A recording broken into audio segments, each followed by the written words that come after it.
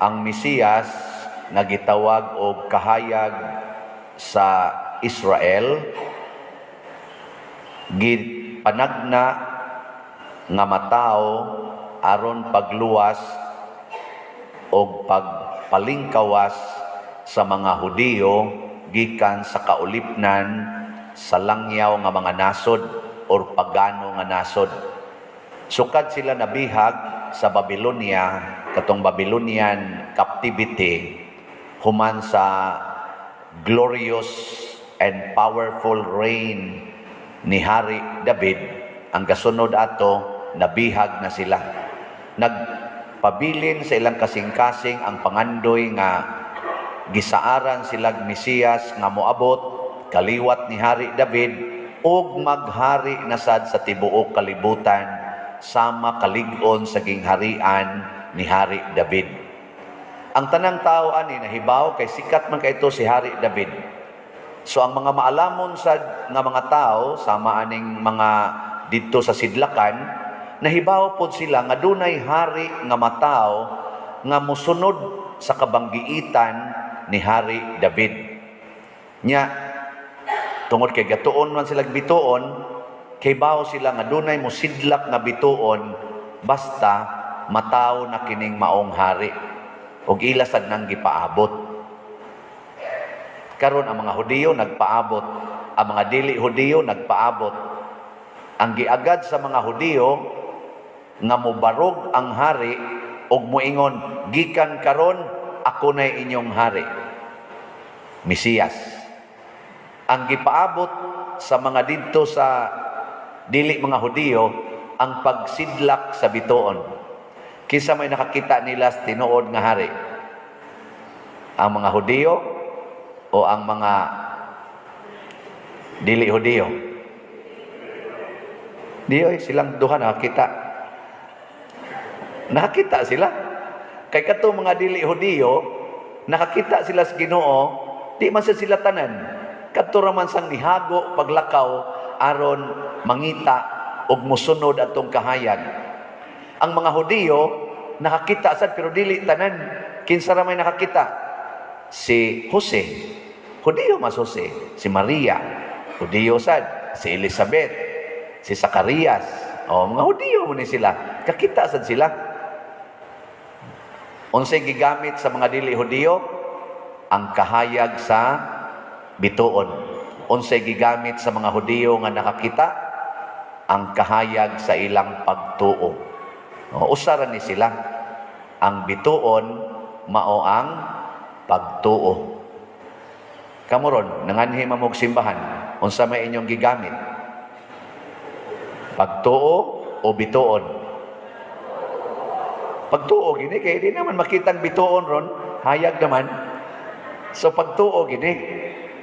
Pero ang pangutan na tinuod ba mong nito? Nganong tulo raman kabuk mo tubag nga nagpanagan na pag yun. Osbo na ko, tinuod ba mong nitoos Ginoo? Kinahanglan yung kaduhaon o na pamtuo. Matod pa diri sa atong salmo, Ginoo ang tanang nasod sa yuta nagsimba kanimo. Basta makakita ganita Ginoo mo simba kita. Sa atong parokya ron pila ta ka buok population. Dinhi lang ba sa atong parokya, gikan dinhi San Vicente, Santa Cruz, San Roque, Tabla ug Lataban. Mga pila ka kabuok tawo nga nagpuyo aning mga barangaya. Wa mo kay baw? So tingali na atas mga 20 ngadto sa 30,000 ka tawo das mga bata. No? Mga inana. Nya, pila ra may musimba kada Domingo. Karon lang daan, pila ra ni kabuok. So, wa ni kaabot siguro 500, mga 300 ra ni kapin. Nya, naatay average lang tag ibutang talang 150 kay katos ang ubang kapilya pila ra man siya manimba ato. Ibutang talang 200 ang average. Nya 14 kamisa. Das patay. 200 times 14. Pila ra na? Uy. Mga 2,800. Ibutang talag 3,000. 3,000 sa 30,000, pila ra na? Mga 10%. Oh. Nya, natuman ba ning giingon, Ginoo ang tanang nasod sa yuta, nagsimba kanimo? Natuman wa? Tuman, oy. Nasod may gisgutan. So basta naalay naalay taga nasod nga musimba. Oh, mao na na. Oh, karon ang simbahan ba? Tanang nasod sa kalibutan. Naa naman gyud nagtuo Ginoo.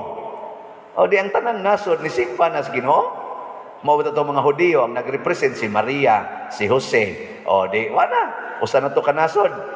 Nya ang Pilipinas karon, kadaghang nagsimba, Padersiano pelandaan, simba na daan. Punan aning nang nimba karon, nya dayon lain pagyod nga gisulti dinhi nga ang mga nasod nga ni simba sa Ginoo ni halad. Mao riyan, ilang giablihan ang ilang mga halad ug musimba dayta muhalad sa gidta. Nyaron, muhalad mo karon. Tana, doko-doko na siya. Padiroy na, daot sa taon among balay sa Bagyo. Padiroy, sa may among ihalad, ngayo, manggani mi. Ayo, pili lang kung mo sa inyong ihalad. Bulawan, insinso, o mira. Kanang bulawan, para sa mga dato. Ang insinso, para sa mga sakristan. Tig-insinso na sila. Ang mira, para sa mga saan ito ng mira di ay? Ang sa ito ng mira? Kana mo ko ng pait nga kuan? Pait nga ikuan ba? Lana ba? No? Maong tingali na idihog para bag mamatay ba? Maong na siya. So para sa nas mga taga funeral parlor, taga St. Peter. Mira para patay, insinso para paaso, nya bulawan para nas mga hari, kanang nga dato-dato. So kung wa kay ikahalad nga bulawan, adto lang ka sa St. Peter.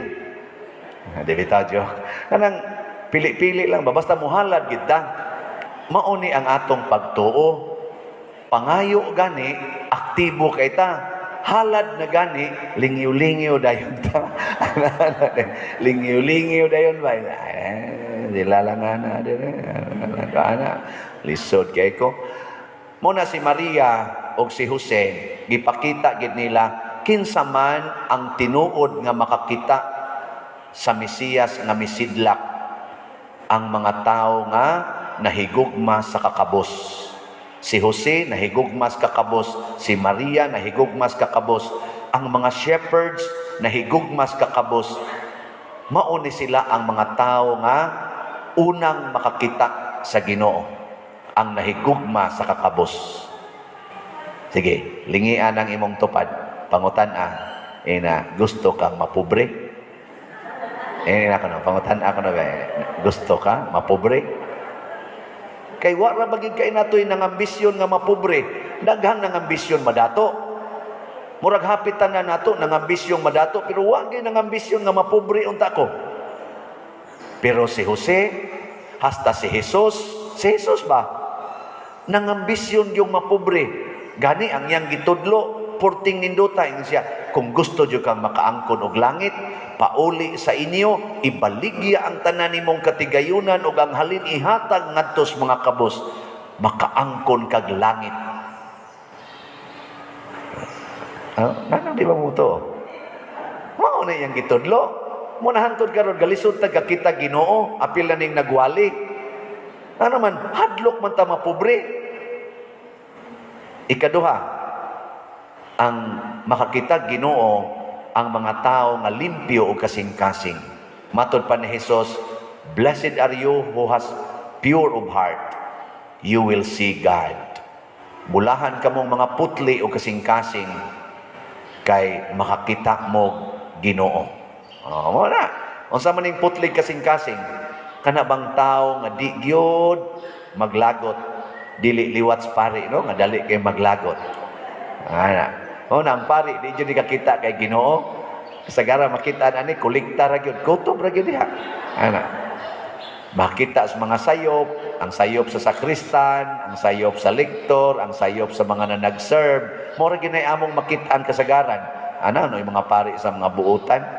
Pero kaning nagwali, mora duda. Kakita sa kong panagsa. Nagsarasan. Nya unsa may mahitabo nato kung naa na ta aning duha ka kinabuhi, gugma sa kakabos o pagkaputli, pagkalimpios kasing-kasing, mupuyo ang Ginoo nato ug ang tanang tao mosimba sad nato or mosimba pinaagi nato. Tanawa si Mother Teresa of Calcutta, nakatigom siya sa tanang nasod sa kalibutan aron mo alagad sa Ginoo uban niya. Mother Teresa ba? Si Saint John Paul II, Santo Papa nato, nagisunda ni Pope Benedict, santo na siya karon. Grabe kayo, ang tanang nasod mo tahod yun. Muna kamong mga asawa, suhay ninyo higugma ang kakabos o kaputli sa inyong kasing-kasing.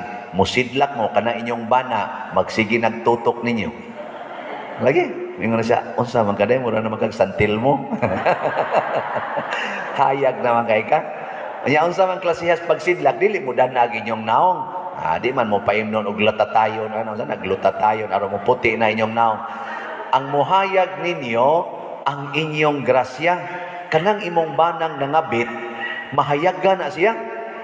Mahayagan ba?